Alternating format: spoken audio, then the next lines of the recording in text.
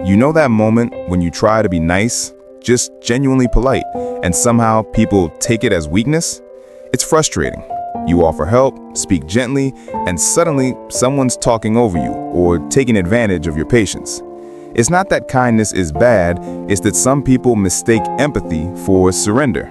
Think of it like giving someone a handshake and they try to pull your whole arm. The lesson? Kindness only works when it's paired with boundaries.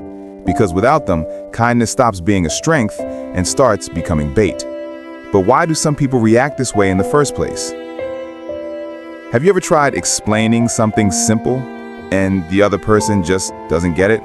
No matter how calmly you speak, they twist your words, get defensive, or turn emotional. It's not that they're evil, it's that their awareness level is low. Psychologists call this cognitive rigidity, when someone's brain can't process multiple viewpoints. Imagine trying to discuss colors with someone who only sees black and white.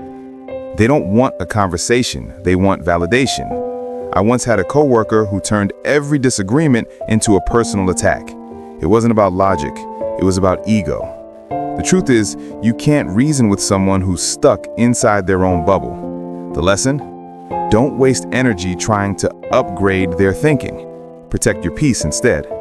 So, how do you actually deal with people like this without losing your cool? Every one of us lives inside a mental circle. It's made up of what we've seen, learned, and experienced. For some people, that circle is small. They think their truth is the truth. Others, who read, travel, and question themselves, have bigger circles. I once met a man who refused to believe other countries had different time zones. He literally thought the world shared one clock. It wasn't stupidity, it was limited exposure. The smaller your circle, the more certain you feel.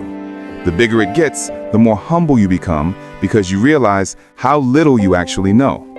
That's why open-minded people seem calmer. They don't need to win every argument. But what happens when you're forced to deal with someone whose circle is much smaller than yours? How do you protect your energy without looking arrogant? When you realize someone can't think beyond their own narrow world, the best strategy isn't to fight, it's to adjust. First, lower your expectations. Don't try to fix them. It's not your job to upgrade their mind.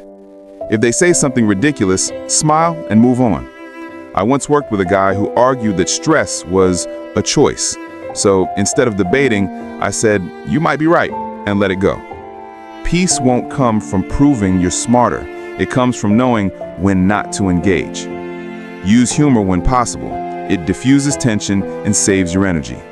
And if they get emotional or aggressive, that's your cue to walk away. Remember, silence isn't weakness, it's self-control. Still, walking away doesn't mean giving up. Sometimes it's about protecting your peace while standing firm in your own values. There's a quiet kind of power in knowing when to walk away. It's not pride, it's clarity. Detachment doesn't mean you stop caring, it means you stop clinging. When someone keeps misunderstanding or disrespecting you, staying there just drains your peace. I remember ending a friendship where every talk turned into an argument. The moment I stopped explaining myself, I felt free. That's the beauty of detachment. It gives you back control of your emotions. You realize not every battle deserves your energy, and not every person deserves a front row seat to your life. True strength isn't in winning arguments. It's in keeping your inner calm no matter what happens around you.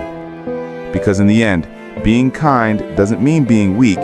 It means being wise enough to choose peace over ego.